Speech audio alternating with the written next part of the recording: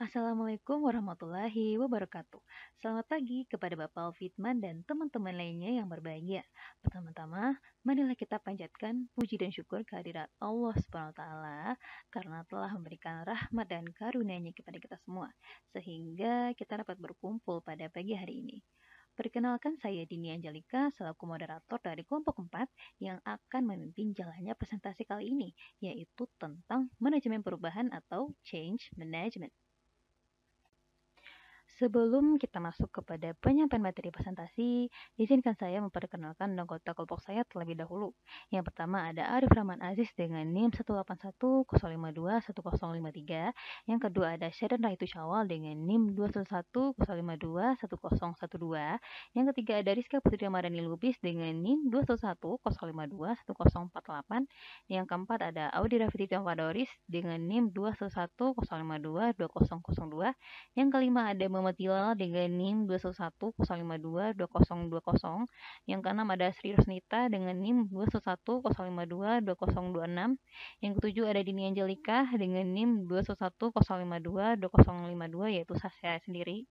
Dan yang terakhir ada Cynthia dengan NIM 21105229001. Baiklah, tanpa berlama-lama lagi, langsung saja kita masuk kepada penyampaian materi. Nah, materi pertama berjudul Tantangan Transformasi Bisnis Digital yang akan disampaikan oleh Rizka Putri Ramadhani Lubis. Kepada Rizka, dipersilahkan. Baiklah, di sini saya akan menjelaskan materi mengenai tantangan transformasi bisnis digital. Nah, sebelumnya, apa sih yang dimaksud dengan transformasi bisnis digital? Transformasi bisnis digital merupakan perubahan signifikan pada proses organisasi, struktur, dan sistem yang diterapkan untuk meningkatkan kinerja organisasi melalui peningkatan penggunaan media digital serta platform teknologi. Nah, selanjutnya, pendekatan untuk mengelola perubahan pada proses dan struktur organisasi dan dampak pada staf dan budaya organisasi dikenal sebagai manajemen perubahan. Seperti yang kita ketahui bahwa pengenalan bisnis digital seringkali mengharuskan staf perusahaan untuk mempelajari cara menggunakan sistem informasi internal yang baru. Tetapi, yang lebih penting lagi, hal itu akan membutuhkan metode kerja yang baru.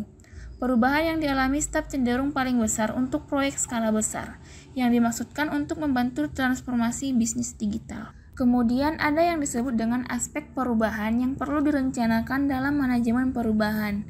Yang pertama yaitu penjadwalan. Nah, pada aspek penjadwalan ini merupakan tahapan apa yang cocok untuk memperkenalkan perubahan. Biasanya seperti wawancara, wawasan, dan lain-lain. Selanjutnya yaitu ada penganggaran. Pada aspek penganggaran ini biasanya akan membahas bagaimana biaya investasi dalam sistem dan proyek bisnis digital tersebut. Selanjutnya yaitu sumber daya yang dibutuhkan. Pada aspek sumber daya yang dibutuhkan ini, biasanya jenis sumber daya apa yang kita butuhkan, serta tanggung jawab mereka dan dari mana kita mendapatkannya. Kemudian struktur organisasi. Pada struktur organisasi ini, perusahaan harus mempertimbangkan apakah perusahaan perlu untuk merevisi struktur-struktur organisasi pada perusahaan sebelumnya. Ada yang disebut dengan aspek mengelola dampak manusia dari perubahan. Nah, pada aspek ini tuh perusahaan harus mempelajari apa cara terbaik untuk memperkenalkan digital skala besar. Nah, selanjutnya ada aspek teknologi untuk mendukung perubahan bisnis digital. Pada aspek yang ini, perusahaan harus mempertimbangkan peran manajemen pengetahuan serta growth war dan internet yang harus dieksplorasi. Nah, selanjutnya itu ada manajemen risiko.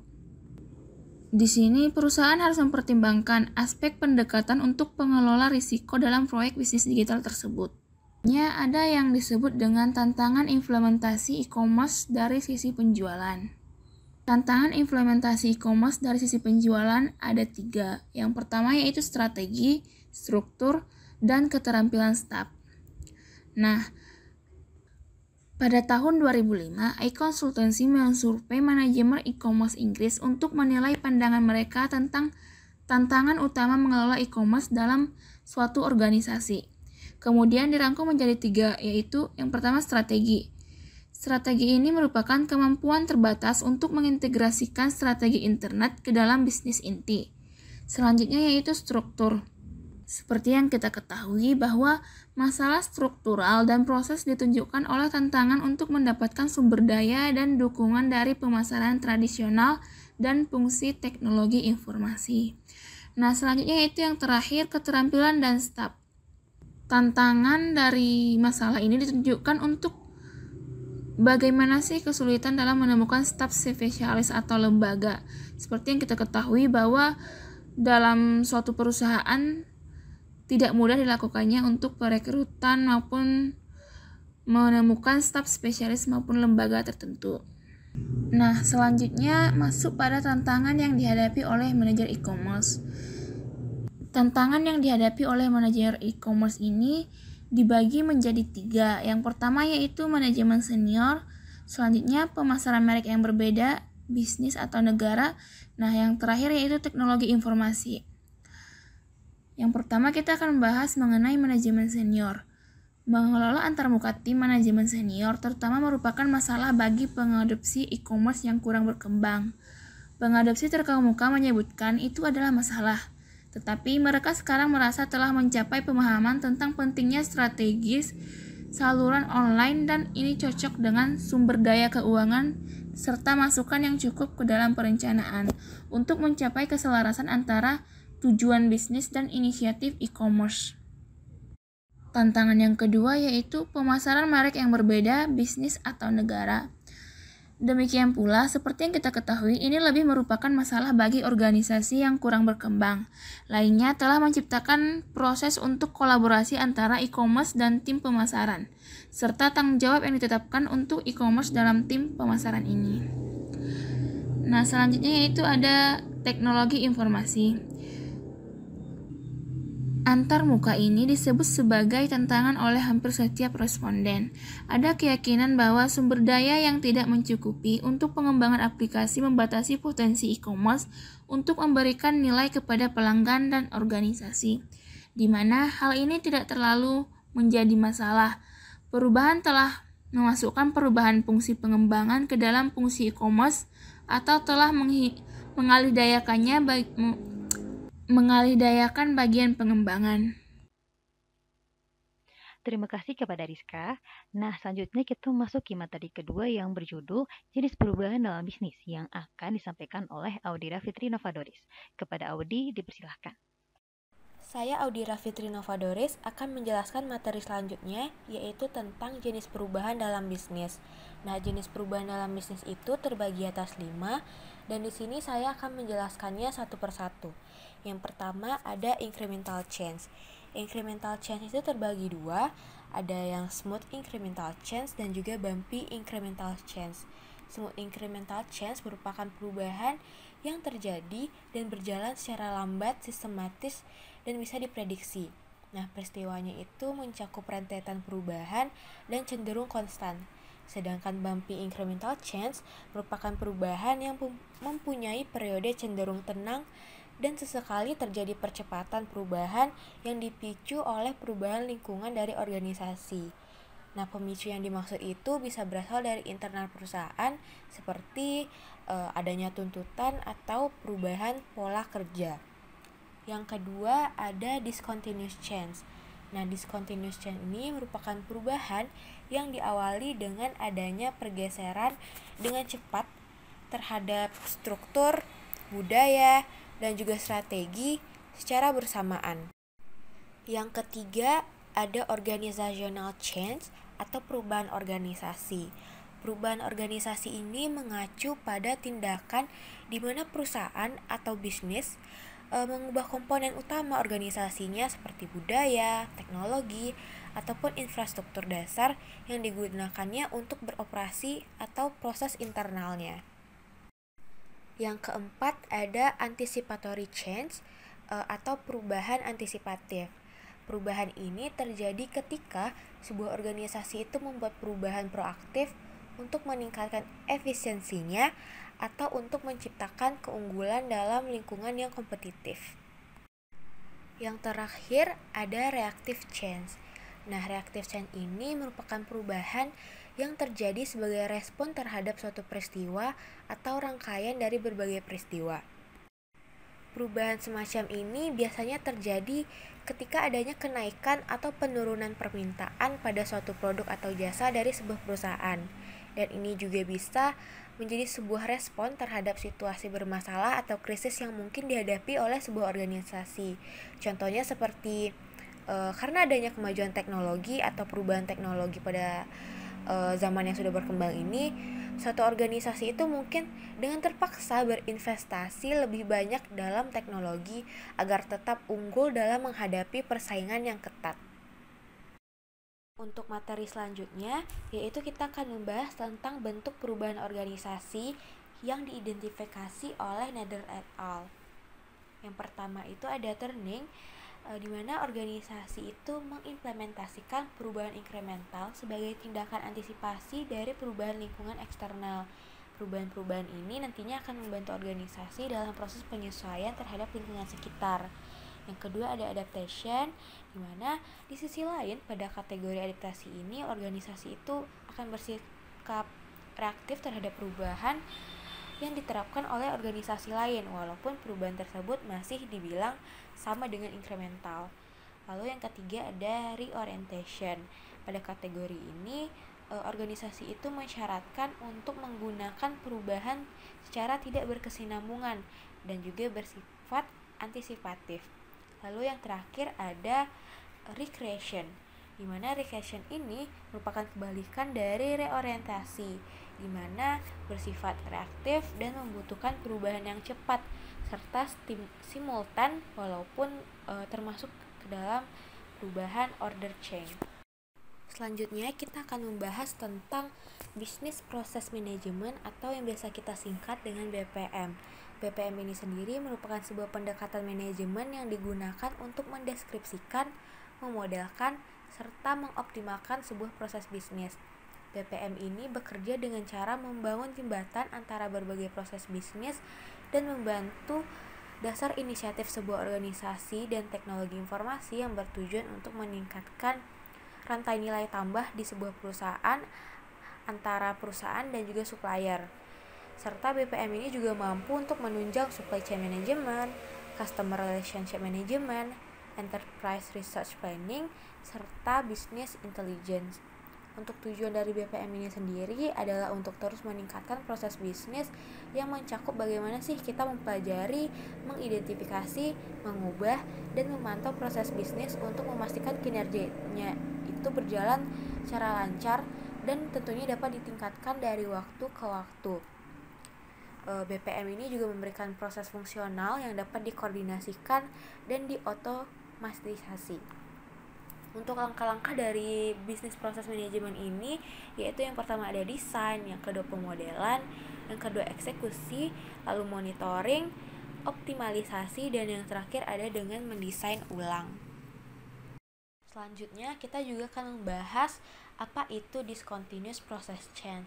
Discontinuous process change itu terbagi atas 3 perubahan proses bisnis. Yang pertama ada business process reengineering atau yang disingkat dengan BPR. BPR ini merupakan pemikiran ulang mendasar dan desain ulang radikal proses bisnis untuk mencapai peningkatan dramatis dalam ukuran kinerja kontemporer yang kritis.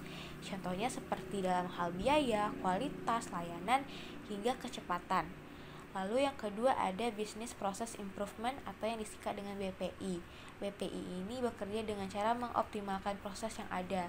Nah, biasanya itu dibarengi dengan adanya peningkatan teknologi informasi. Lalu yang terakhir ada Business Process Automatization yang disingkat dengan BPA. BPA ini mengotomatiskan cara kerja yang ada secara manual melalui teknologi informasi. Nah, meskipun manfaatnya itu dapat dicapai melalui pendekatan ini, peningkatannya itu mungkin tidak cukup untuk menghasilkan laba atas investasi. Terima kasih kepada Audi. Nah, selanjutnya kita memasuki materi ketiga yang berjudul Planning Change yang akan disampaikan oleh Muhammad Jilal. Baiklah, selanjutnya adalah perubahan perencanaan atau planning change. Di sini ada 5 alasan kenapa bisa gagal atau ditantang. Yang pertama adalah kurangnya masukan pengguna. Yang kedua adalah persyaratan dan spesifikasi yang tidak lengkap. Yang ketiga adalah persyaratan dan spesifikasi yang berubah. Yang keempat adalah kurangnya dukungan eksekutif.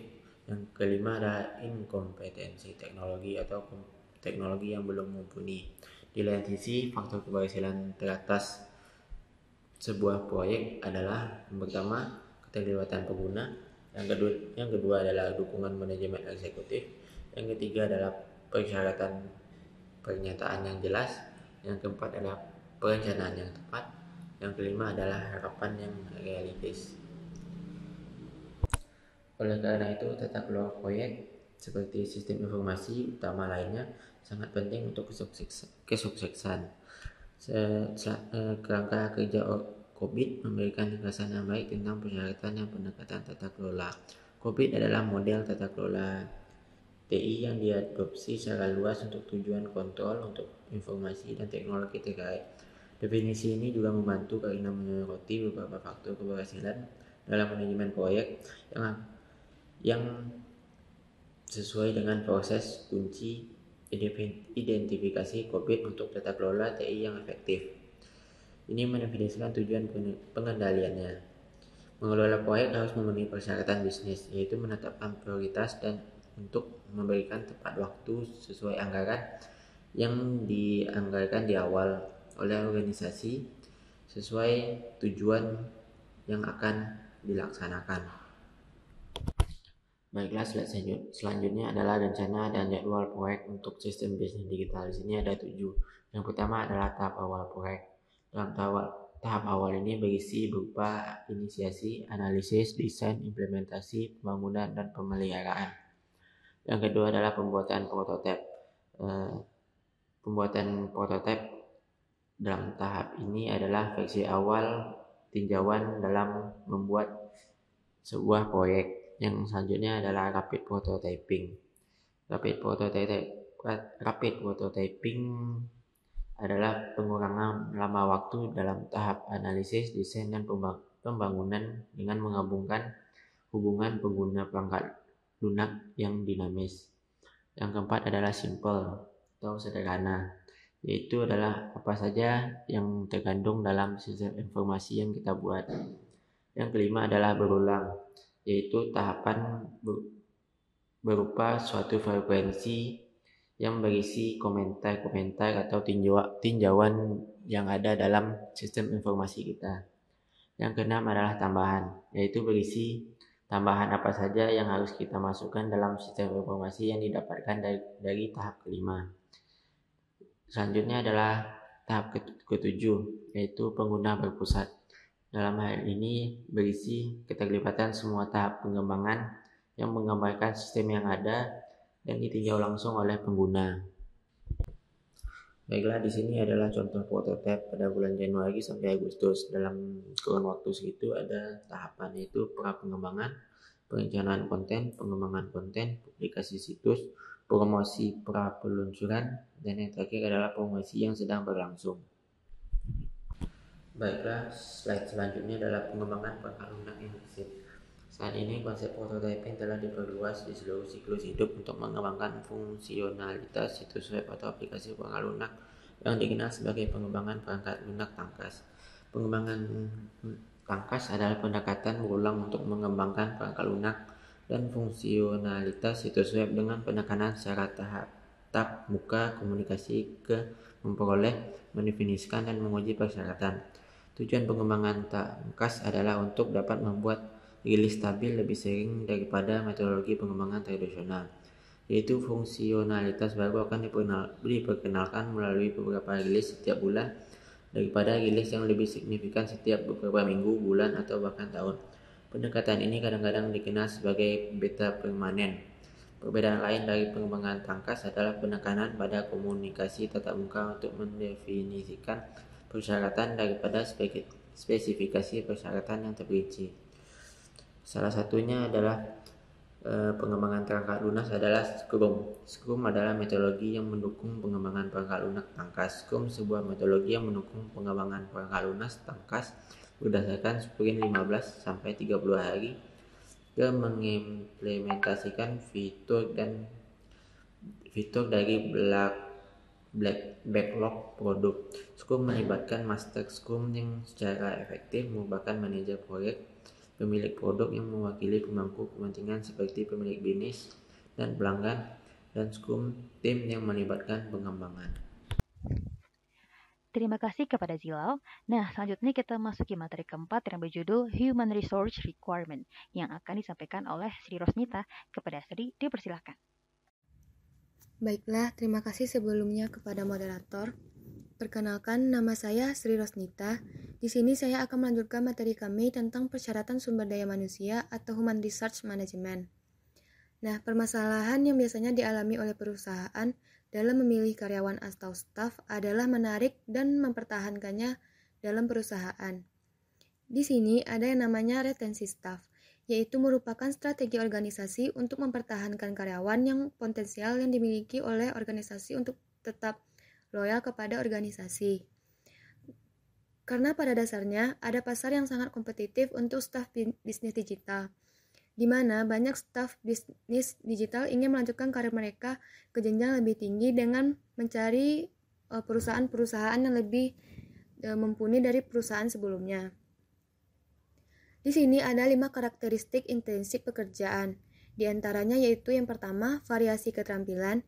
Yang kedua, ada identitas tugas, yaitu seberapa baik pekerjaan didefinisikan relatif terhadap tugas-tugas lain, dan apakah seorang karyawan melihat pekerjaan melalui tahap-tahap dari awal sampai akhir. Yang ketiga, ada signifikasi tugas atau pentingnya pekerjaan. Yang keempat, ada otonomi atau kebebasan dalam menyelesaikan pekerjaan. Dan yang kelima, yaitu ada umpan balik dari perusahaan. Untuk meningkatkan karakteristik psikologi, Heckman dan Oldham menyarankan pendekatan Lowing. Di antaranya yaitu, pertama, melakukan kombinasi tugas. Dengan menggabungkan atau mengkombinasikan tugas, karyawan dapat melihat lebih banyak tugas secara keseluruhan. Yang kedua, yaitu melakukan kelompok kerja alami. Kelompok kerja alami dapat membantu dalam mengerjakan kombinasi tugas melalui pembuatan tim untuk berkomunikasi tugas yang lengkap. Yang ketiga, yaitu membangun hubungan dengan pelanggan. Yang keempat, pemuatan vertikal, yaitu karyawan bertanggung jawab atas tugas yang disediakan oleh penyedia. Yang kelima, membuka saluran umpan balik dari pelanggan internal atau eksternal melalui manajer jika diperlukan. Pendekatan lainnya adalah dengan berbagi keterampilan antar staf. Jenis kolaborasi tertentu yang dirujuk dalam laporan e-konsultansi, yaitu dapat membantu staf berbagi pengetahuan dan pengalaman. Di antaranya yaitu ada staff co-locating, yaitu termasuk staf pemasaran di tim digital atau staf e-commerce di tim pemasaran yang disebutkan. Yang kedua, yaitu pertukaran pekerjaan. Pendekatan ini sedikit berbeda dengan pendekatan lainnya, dengan melibatkan lokasi yang dicatat sebagai efektif. Yang ketiga, ada tim kolaborasi sementara. Tim multidisiplin sementara dari tim Eniaga Pemasaran dan Teknologi dibentuk untuk mendorong partisipan inisiatif tertentu atau peningkatan kinerja, misalnya meningkatnya pengalaman beranda, analisis web, atau mendukung perjalanan pelanggan antar saluran. Pendekatan ini biasanya digunakan oleh Amazon. Yang keempat yaitu pembuatan pusat keunggulan untuk pemasaran digital. Pusat dapat menyediakan sumber data yang jelas yang dapat dimintai saran dan dokumentasi praktik terbaik oleh staf pemasaran. Anggota tim ini juga dapat terlibat secara proaktif menyebarkan berita melalui keterlibatan dalam pelatihan atau perencanaan kampanye operasional. Yang kelima, sesi perencanaan gabungan, yaitu tim digital yang mengembangkan rencana dan kemudian berdiskusi dengan tim pemasaran yang kemudian dapat memasukkannya ke dalam rencana mereka. Pendekatan yang lebih kolaboratif digunakan dengan keduanya bekerja untuk membuat rencana terpadu. Selain retensi staf, ada juga pengalih-dayaan atau outsourcing, yaitu perusahaan beralih kepada pihak ketiga untuk membantu implementasi bisnis digital karena sulitnya merekrut staf baru yang dibutuhkan. Pengertian lainnya yaitu mengontrakkan pekerjaan ke pihak luar perusahaan daripada melakukannya secara internal. Meningkatnya penggunaan outsourcing menandai langkah menuju organisasi virtual.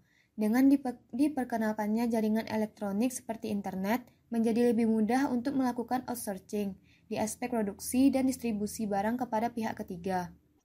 Hallowell mencatat bahwa sejauh mana bisnis dapat mengotomatisasi atau mengalihdayakan sumber daya manusia mereka sangat tergantung pada jenis dan tingkat layanan yang diharapkan untuk jenis produk tertentu. Ini bisa menjadi signifikasi dalam mengatur skalabilitas atau kapasitas mereka untuk berkembang tanpa menambah staf. Skalabilitas adalah kemampuan organisasi atau sistem untuk beradaptasi dengan tuntutan yang meningkat dan yang ditempatkan di atasnya. Baiklah, di slide ini kita dapat melihat contoh dari Human Resource Management, yaitu tentang struktur dan tanggung jawab tipikal untuk tim e-commerce yang besar. Dalam struktur ini terbagi menjadi 4 bagian. Yang pertama yaitu ada akuisisi atau pemasaran digital pengelola, yang di dalamnya terdapat 2 bagian yaitu ada akuisisi langsung dan mitra. Dalam akuisisi langsung, biasanya ada agen, bisnis, dan pemasaran produk perusahaan. Yang kedua yaitu ada konversi atau dalil perkembangan. Di dalamnya terdapat perencanaan pembangunan yang terdiri dari karyawan teknologi informasi atau agen. Selanjutnya yaitu ada pengembangan atau implementasi. Dan yang terakhir ada manajemen konten yang berisi pemasaran dari produk perusahaan.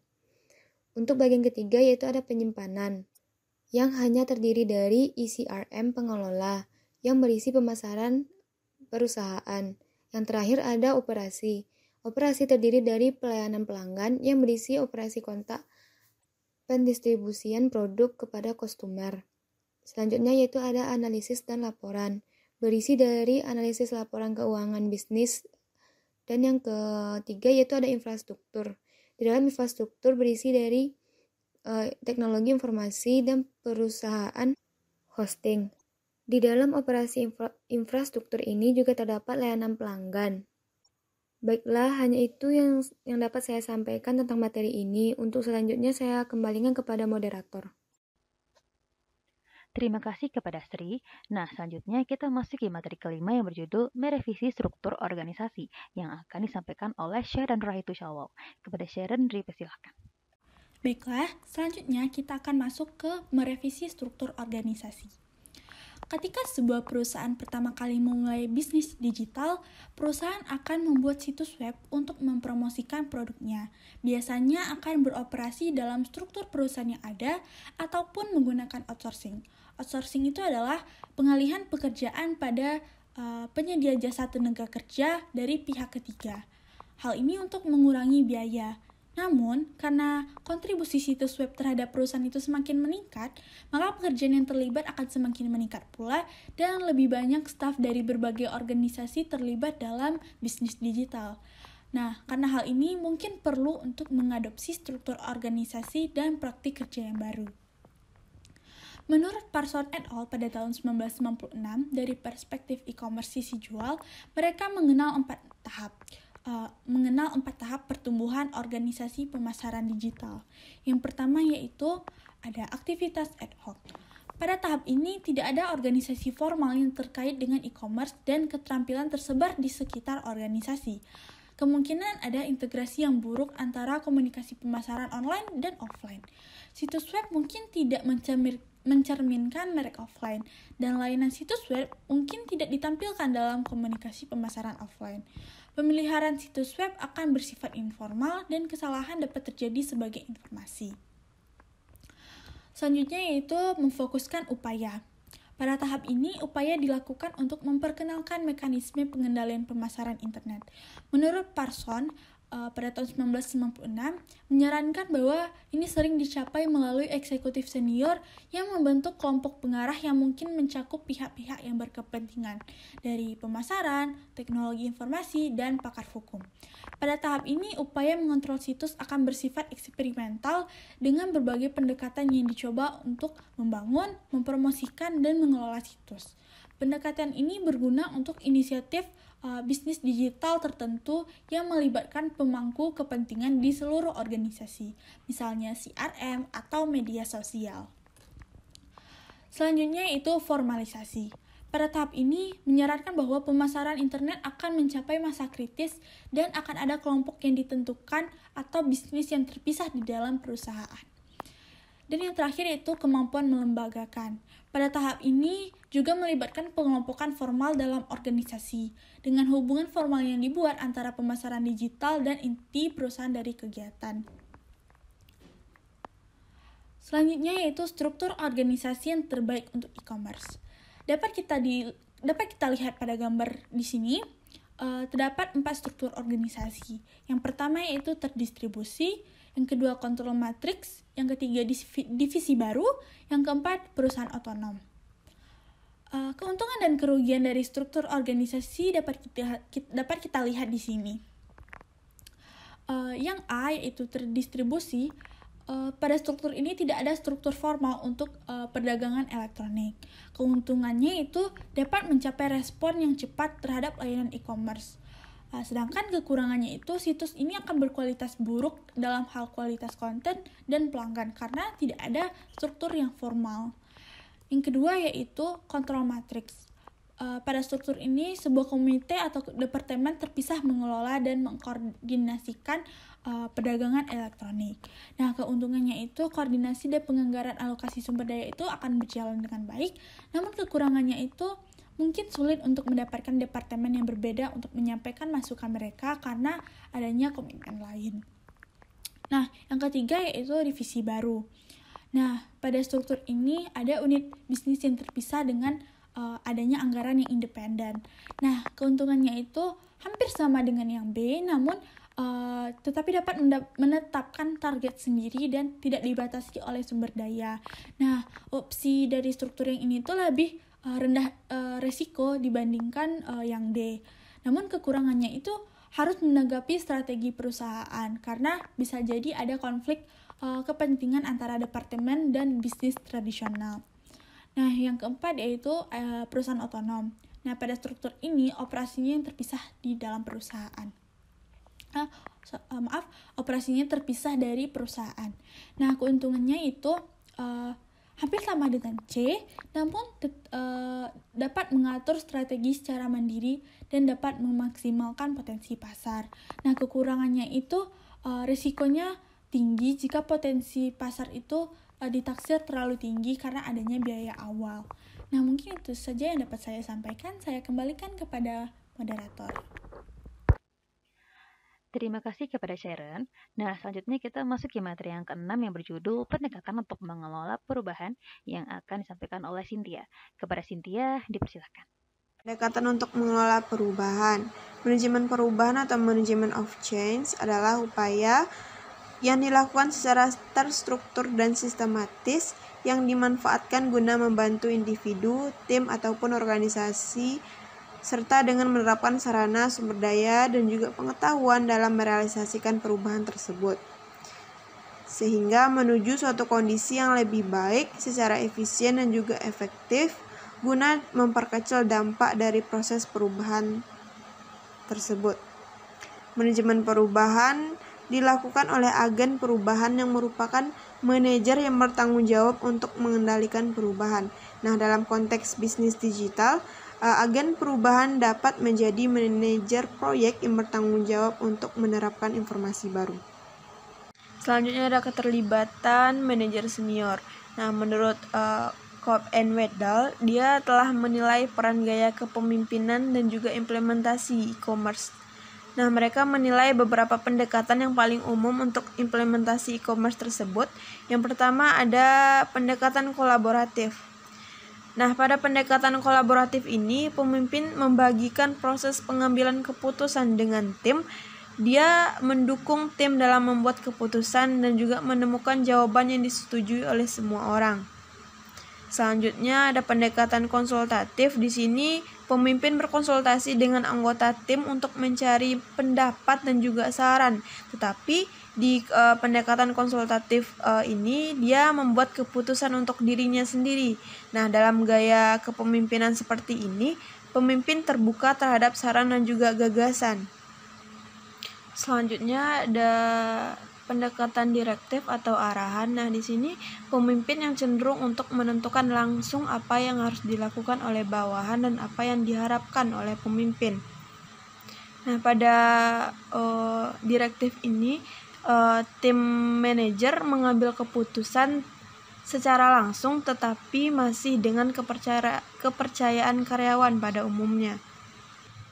Nah, selanjutnya ada pemaksaan atau koersif. Di sini tim manajemen mengambil keputusan dengan sumber daya yang sangat terbatas untuk para karyawannya.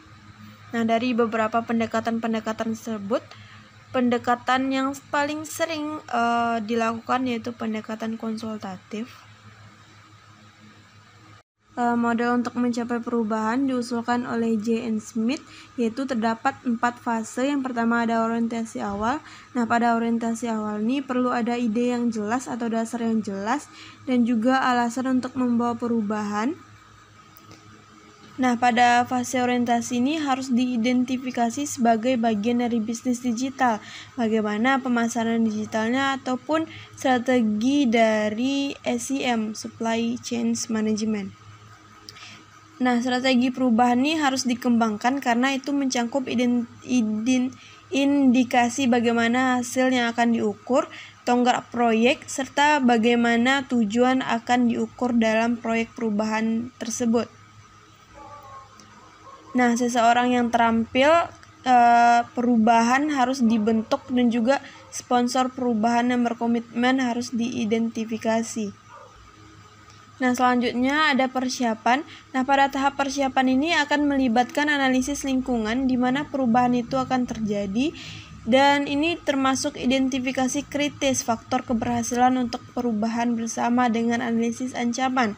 Sebuah rencana kerja untuk perubahan proses juga harus dikembangkan yang mencangkup tugas dan waktu yang terperinci.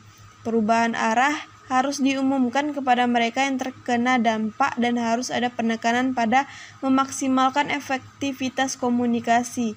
Langkah terakhir dalam fase ini yaitu harus menyediakan arah, terutama melalui komunikasi yang kuat tentang tujuan dan juga bagaimana mereka akan dicapai.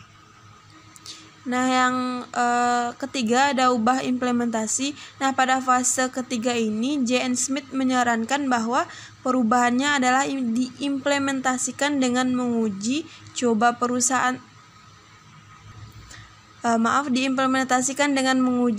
perubahan serta memperkenalkan prosedur baru dan juga melakukan pelatihan dan akhirnya meluncurkan perubahan. Selanjutnya ada fase terakhir yaitu fase yang mendukung. Nah, pada fase terakhir ini perubahan harus distabilkan. Ini berarti bahwa manajemen harus secara terbuka berkomitmen pada perubahan dan menyempurnakan atau menyesuaikan prosedur dimanapun serta mengukur penerimaan dan perilaku baru dan menghasilkan laporan formal sehingga digunakan untuk mengevaluasi efektivitas perubahan tadi.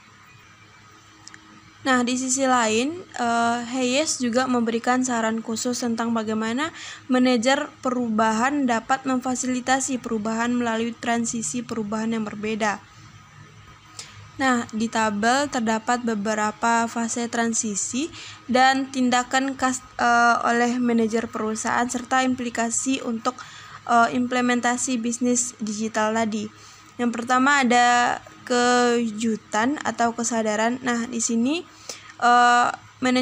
tindakan manajer perusahaan ini harus menciptakan iklim penerimaan terhadap perubahan serta pengumuman secukupnya terlebih dahulu dengan melibatkan manajer senior.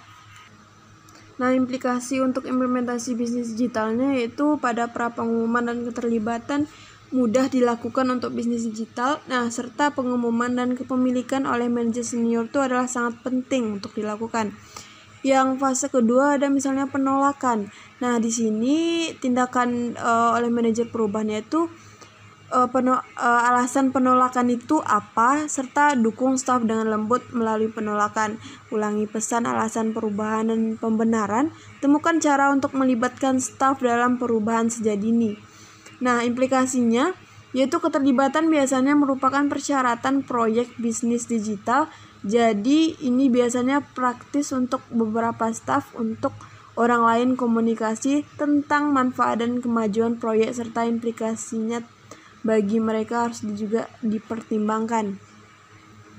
Nah, selanjutnya setelah penolakan ternyata ada fase depresiasi atau depresi. Nah, pada fase depresi ini ada beberapa tindakan manajer, yaitu memberikan dukungan dan mendengarkan yang diperlukan pada tahap ini daripada mengabaikan keluhan. Di sini manajer harus mendengarkan semua keluhan dari karyawannya tadi. Nah, ini dapat dilakukan dengan diakomodasi melalui pembuatan prototype atau perekaman umpan balik dalam sistem langsung dan sejenisnya. Nah, selanjutnya ada melepaskan. Di sini penjelasan lanjutan tentang manfaat sistem baru tanpa merendahkan pendekatan sebelumnya. Menetapkan target yang terkait dengan sistem baru. Nah, itu dapat dilakukan dengan sekitar tahap ini. Prototype sistem baru akan tersedia yang akan membantu proses pelepasan karena bukti nyata dari sistem baru. Terus ada pengujian. Pengujian ini didorong dengan mendorong eksperimen tanpa menyalahkan di mana masalah tadi terjadi. Nah, dapat dilakukan dengan pengujian sesuai dengan fase pengujian sistem atau adopsi sistem baru tergantung pada keterlibatannya masing-masing. Nah, umpan balik positif atau negatif pada sistem baru harus didorong, didiskusikan dan ditindaklanjuti jika perlu. Selanjutnya ada fase konsolidasi. Nah, tindakan dari manajer ini yaitu difasilitasi dengan meninjau kinerja dan pembelajaran serta mengenali serta memberi reward dan juga mengkomunikasikan manfaatnya.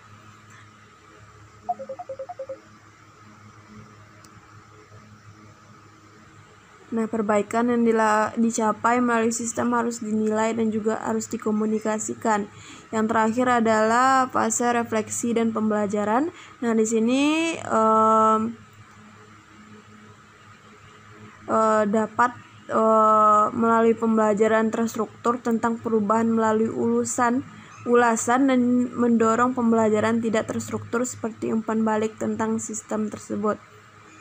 Nah, implikasi untuk implementasi bisnis digitalnya yaitu tinjauan pasca implementasi harus dilakukan pada tahap ini karena ini mengakui bahwa tidak ada sistem dapat menjadi sempurna pertama kali dan perbaikan di masa depan direncanakan.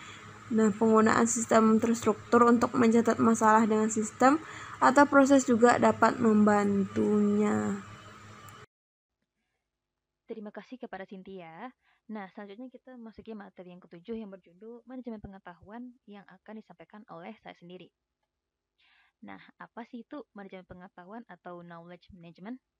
Menurut Davenport, manajemen pengetahuan adalah proses menerjemahkan pelajaran yang dipelajari yang ada di dalam diri atau pikiran seseorang menjadi informasi yang dapat digunakan setiap orang.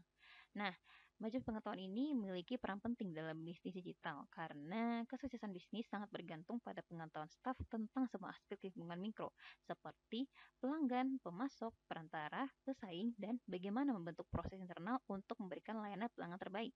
Ini membantu menginformasikan keputusan strategis, taktis, dan operasional. Next slide.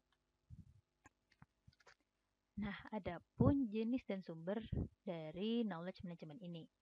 Yang pertama ada jenis pengetahuan yang dibagi menjadi dua jenis, yaitu yang pertama pengetahuan eksplisit atau explicit knowledge. Nah, maksud dari pengetahuan eksplisit ini yaitu sesuatu yang dapat diekspresikan dengan kata-kata dan angka, serta dapat disampaikan dalam bentuk ilmiah, spesifikasi, manual, dan sebagainya. Pengetahuan jenis ini dapat segera diteruskan dari satu individu ke individu lainnya secara formal dan sistematis. Pengetahuan eksplisit lebih mudah ditemukan kembali dan ditransfer kepada orang lain dibandingkan pengetahuan implisit. Hal ini disebabkan karena pengetahuan implisit sulit untuk dibagi melalui ruang dan waktu. Yang kedua ada pengetahuan implisit atau tacit knowledge. Yang itu maksudnya adalah pengetahuan yang berada di dalam pikiran manusia yang tidak dinyatakan dalam bentuk tulisan, melainkan sesuatu yang terdapat dalam benak orang-orang yang bekerja di dalam suatu organisasi. Nah, pengetahuan implisit ini bersifat sangat personal dan sulit dirumuskan, sehingga membuatnya sangat sulit untuk dikomunikasikan atau disampaikan kepada orang lain. Pengetahuan implisit ini memiliki dua dimensi, yaitu yang pertama dimensi teknis, yang lebih bersifat informal dan know-how dalam melakukan sesuatu. Dimensi teknis ini mengandung prinsip-prinsip dan teknis pengetahuan yang diperoleh karena pengalaman ini relatif sulit didefinisikan dan dijelaskan. Yang kedua ada dimensi kognitif, terdiri dari kepercayaan, persepsi, idealisme, values, emosi, dan mental yang juga sulit dijelaskan. Dimensi ini akan membentuk cara seseorang menerima segala sesuatu yang ada di lingkungannya. Selanjutnya kita masuk kepada sumber-sumber pengetahuan yang dibagi menjadi 3 jenis, yaitu yang pertama model pengetahuan atau knowledge capital.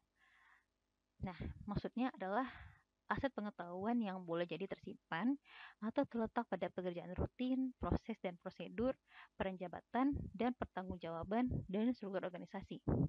Pengetahuan yang tersimpan dalam sistem ini digunakan secara reguler untuk melakukan tugas atau langkah-langkah proses pekerjaan secara konsisten. Yang kedua ada modal sosial atau social capital.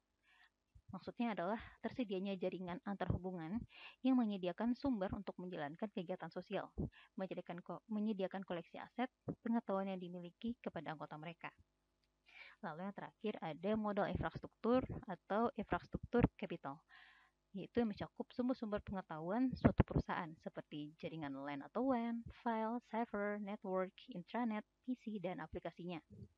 Semua infrastruktur teknologi informasi dapat dikatakan sebagai bagian dari infrastruktur kapital, juga mencakup struktur organisasi, pembukuan, atau pemberkasan, peran pertanggungjawaban, dan lokasi kantor secara geografis yang menyediakan sarana fisik dalam berbagai pasar.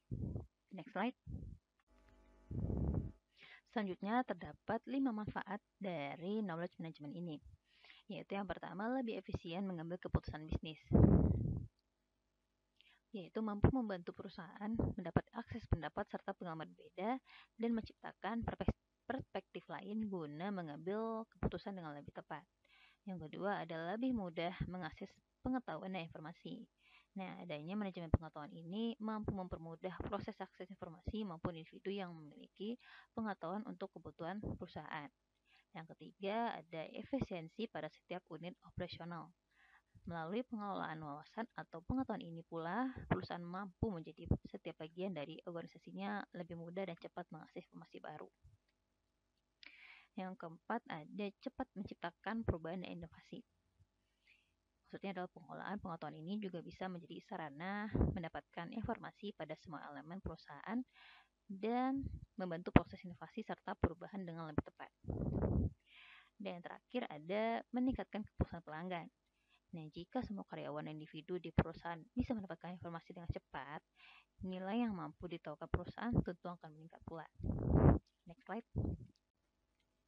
Nah, di dalam knowledge management ini terdapat beberapa tingkatan atau levelnya. Dapat digambarkan seperti piramida di bawah ini. Level 1, data tersebar ditransformasikan oleh processing atau pemrosesan data ke informasi. Pada level ini biasanya disebut manajemen dokumen, yaitu mengelola isi informasi atau content management, mengorganisasikan dan mendistribusikan informasi. Pemakai dapat melakukan akses dan temu kembali dokumen secara online pada database. Level 2, yaitu data dianalisis dan diterapkan sehingga menjadi informasi. Pemakai bisa menyumbangkan informasi ke sistem, menciptakan isi baru, dan mengembangkan database pengetahuan. Pemakai bisa membaca dokumen online, mendownload, melengkapinya, dan kemudian mengirimkannya ke tujuan yang dikehendaki. Dengan demikian, informasi dapat secara terus-menerus diupdate. Level 3 yaitu informasi dianalisis dan diterapkan sehingga menjadi pengetahuan. Hal ini memerlukan pemahaman tentang input dan output informasi untuk mendukung kegiatan organisasi. Pengetahuan dibangun oleh organisasi melalui proses pemerolehan, pendistribusian, kolaborasi, dan komunikasi serta penciptaan pengetahuan baru. Level 4 yaitu pengetahuan dan analisis dan diterapkan sehingga membuat orang bijaksana. Pada level ini, enterprise intelligence dikembangkan dengan membangun jaringan pakar, interaksi dengan database operasional, dan performance support, di mana pengetahuan baru yang dihasilkan ditambahkan pada sistem. Adapun siklus aliran knowledge management, yaitu menurut Wijaya, siklus aliran knowledge management ini disebut sebagai General Knowledge Model atau GKM, dapat digambarkan seperti berikut. Nah, adapun penjelasan dari siklus tersebut, itu yang pertama adalah ada knowledge creation atau penciptaan pengetahuan. Itu merupakan proses penciptaan pengetahuan baru dapat dilakukan dengan proses pengembangan atau development, penemuan atau discovery, ataupun penangkapan atau capture pengetahuan. Yang kedua ada knowledge retention atau penyimpanan pengetahuan. Merupakan proses yang bertujuan untuk menjaga dan memelihara serta pengambilan kembali pengetahuan yang ada. Yang ketiga ada knowledge transfer, yaitu atau pemindahan pengetahuan. Nah, maksudnya adalah proses untuk mengalirkan pengetahuan dari satu pihak ke pihak lainnya, meliputi proses komunikasi, penerjemahan, pengubahan, dan juga pemilahan. Knowledge transfer dapat juga dipahami sebagai knowledge sharing atau penyebarluasan pengetahuan. Nah, yang terakhir ada knowledge utilization atau pemanfaatan pengetahuan, yaitu merupakan proses yang berkaitan dengan pemanfaatan pengetahuan yang ada. Next slide. Nah, adapun kelebihan dan kekurangan dari knowledge management ini. Nah, kelebihan dari knowledge management ini yaitu yang pertama, mampu menciptakan berbagai produk atau jasa yang lebih baik. Yang kedua, mampu mengembangkan suatu strategi yang lebih efektif. Yang ketiga, mampu meningkatkan laba perusahaan. Yang keempat, mampu memaksimalkan penggunaan skill dan juga keahlian yang sebelumnya sudah ada. Yang kelima, mampu meningkatkan efisiensi operasional dan juga produktivitas para staf perusahaan. Dan yang terakhir, mampu mengetahui tren pasar lebih awal dan bisa berada satu langkah lebih depan daripada kompetitor lainnya. Nah, adapun kekurangan dari knowledge management ini yaitu yang pertama, sulit untuk menemukan cara yang efisien dalam mencatat pengetahuan seputar bisnis. Yang kedua, seluruh informasi dan juga sumber terkait akan menjadi lebih mudah untuk ditemukan oleh orang lain. Dan yang ketiga, mendorong setiap individu untuk saling membagi, menggunakan, dan juga menerapkan pengetahuan yang sudah ada menjadi lebih sulit. Mungkin sekian dari saya. Nah, selanjutnya kita masuk ke materi terakhir yang berjudul Menuju Sosial Bisnis dan Manajemen Risiko yang akan disampaikan oleh Arif Rahman Aziz. Kepada Bang Arif, dipersilakan. Menuju bisnis sosial. Apa itu bisnis sosial? Menurut guru media sosial Brian Solis mengatakan, sebuah bisnis sosial merangkul introspeksi dan ekstrospeksi untuk mengevaluasi kembali proses, sistem, dan peluang internal dan eksternal untuk berubah menjadi entitas yang hidup dan bernapas yang beradaptasi dengan kondisi dan peluang pasar. Elemen kunci sosial bisnis. Keberhasilan bisnis sosial adalah dengan menguasai beberapa elemen kunci, termasuk definisi yang jelas mengenai tujuan bisnis, pengembangan visi jangka panjang untuk menjadi bisnis sosial, dan dukungan eksekutif untuk menciptakan roadmap. Ada beberapa elemen kunci bisnis sosial. Yang pertama yaitu planning atau perencanaan.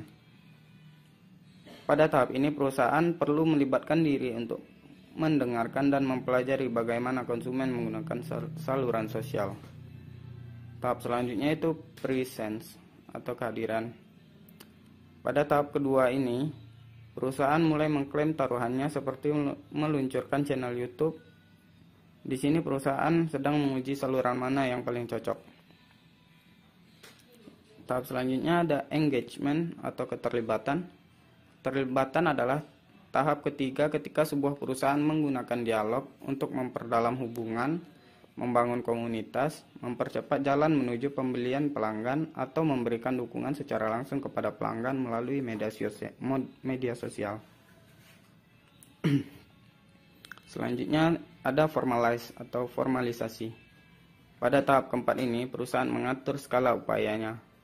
Mereka secara konsisten menampilkan pengalaman pelanggan bermerek melalui semua saluran. Yang kelima ada strategi. Pada tahap kelima ini, organisasi menjadi saksi mata dari dampak bisnis upaya sosial. Inisiatif tersebut menjadi lebih terpadu di seluruh perusahaan dan komite pengarah lintas fungsional terbaik pun akan terbentuk. Pada tahap terakhir ada convergence atau konvergensi. Tahap keenam ini menandai saat di mana bisnis akan menjadi entitas yang lebih sosial dari sebelumnya. Mereka juga telah memiliki visi yang jelas dan serangkaian penerapan terpadu untuk memperbaiki hubungan dan pengalaman pelanggan maupun karyawan melalui media. Selanjutnya ada manajemen risiko. Manajemen resiko menurut Herman Darmawi tahun 2006 adalah suatu usaha untuk mengetahui, menganalisis, serta mengendalikan resiko dalam setiap kegiatan perusahaan dengan tujuan untuk memperoleh efektivitas dan efisiensi yang lebih tinggi. Selanjutnya ada manfaat manajemen resiko. Ada 4 manfaat manajemen resiko. Yang pertama yaitu menjamin pencapaian tujuan. Yang kedua, meminimalkan kemungkinan bangkrut. Yang ketiga, meningkatkan keuntungan perusahaan. Dan yang terakhir, memberikan keamanan pekerjaan. Tujuan manajemen risiko. Tujuan manajemen risiko secara umum digunakan untuk dasar agar bisa memprediksikan bahaya atau hal yang tidak menyenangkan yang akan dihadapi dengan perhitungan yang cermat serta pertimbangan yang matang dari berbagai informasi di awal untuk menghindari hal-hal yang tidak diinginkan. Secara khusus, tujuan dari manajemen risiko ialah yang pertama, menyediakan informasi mengenai risiko kepada pihak regulator. Yang kedua, meminimalkan kerugian dari berbagai risiko yang uncontrolled. Yang ketiga, agar perusahaan tetap hidup dengan perkembangan yang berkesinambungan.